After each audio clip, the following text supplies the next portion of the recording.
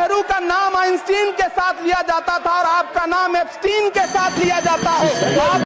दोस्तों, संसद में शायर इमरान प्रतापगढ़ी ने देश के पीएम नरेंद्र मोदी को लेकर कह दी बहुत बड़ी बात। दोस्तों, उन्होंने कहा कि जिस प्रकार से नेहरू का नाम आइंस्टाइन के साथ लिया जाता था और हमारे देश के पीएम नरेंद्र मोदी का नाम एप्स्टीन के साथ लिया जाता है। दोस्तों, एप्स्टीन इस समय बेहद ज़्यादा वायरल चल रहा है, जहां पर एक आइलैंड पर दोस्तों अय्याशियों का अड्डा बनाया गया था। एप्स्टीन नामी व्यक्ति के द्वारा ये सारा किस्सा सामने आया।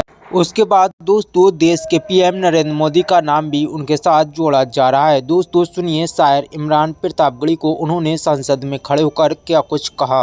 नेहरू का नाम आइंस्टीन के साथ लिया जाता था और आपका नाम एप्स्टीन के साथ लिया जाता है। इमरान प्रतापगढ़ी जी 3 मिनट विचार रखेंगे। माननीय इमरान प्रतापगढ़ी। धन्यवाद सभापति महोदय। हम करें बात दलीलों से तो रद्द होती है, उनके होठों की खामोशी भी सनद होती है। कुछ न कहने से भी छिन जाता है एजाज़े सुखन, जुल्म सहने से भी जालिम की मदद होती है। सभापति महोदय, मैं राष्ट्रपति के अभिभाषण पे अपने बात रखने के लिए खड़ा हुआ हूं।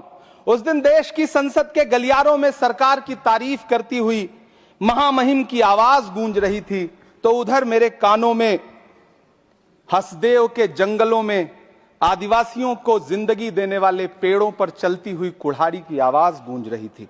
सभापति महोदय, इस तरफ महामहिम के भाषण पर प्रधानमंत्री जी संसद की मेज थपथपा रहे थे और उधर उत्तराखंड की अभागी बिटिया अंकिता भंडारी के इंसाफ की आवाजें मध्यम पड़ती जा रही थीं, जो आज भी पूछ रही हैं कि आखिर वो वीआईपी कौन था जिसके लिए अंकिता भंडारी को मार दिया गया। सभापति महोदय, इधर महामहिम सामाजिक न्याय की बात कर रही थीं और उधर उत्तराखंड के कोटद्वार में नफरती लोगों के खिलाफ एक बुजुर्ग को बचाने के लिए खड़ा हुआ दीपक, जो मोहब्बतों की रोशनी लेके खड़ा हुआ था, उसके खिलाफ कोटद्वार की पुलिस गंभीर धाराओं में एफआईआर दर्ज कर रही थी। और वो भी उस दिन हो रहा था जब उत्तराखंड के मुख्यमंत्री कोटद्वार में मौजूद थे।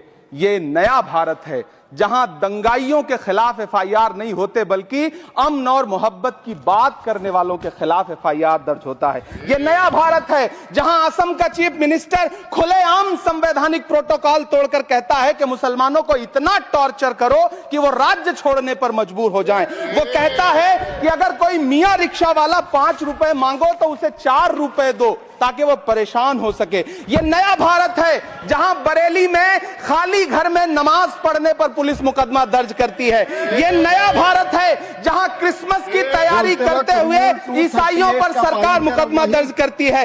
ये नया भारत है जहां जम्मू कश्मीर में नीट का एग्जाम क्वालिफाई करने वाले 50 बच्चों में अगर 42 मुसलमान होते हैं तो फिर मेडिकल कॉलेज की मान्यता ही रद्द होती है और जश्न मनाया जाता है। महामहिम राष्ट्रपति का भाषण में सुन रहा था। सर, यह नया भारत है जहां मध्य प्रदेश के बैतूल में बच्चों के स्कूल बनवा रहे मोहम्मद नईम का घर स्कूल इसलिए तुड़वा दिया जाता है क्योंकि वो स्कूल बनवा रहे थे। ये नया भारत है जहां कोर्ट का स्टे होने के बावजूद बनारस की दाल मंडी में सैकड़ों दुकानें तोड़ी जा रही हैं क्योंकि रास्ता चौड़ा करना है। सभापति महोदय, मैं आपसे कहना चाहता हूं कि जो पीढ़ी अपने बुजुर्गों को गाली देती है उसके साथ प्रकृति इंसाफ करती है। आज इंदिरा जी और नेहरू को गाली देते हैं, नेहरू को छोटा नहीं कर पाएंगे। नेहरू का नाम आइंस्टीन के साथ लिया जाता था और आपका नाम एप्स्टीन के साथ लिया जाता है। आपको ये बात समझनी पड़ेगी। सभापति महोदय, मुझे 1 मिनट बोलने दे, मुझे कंक्लूड करने दो।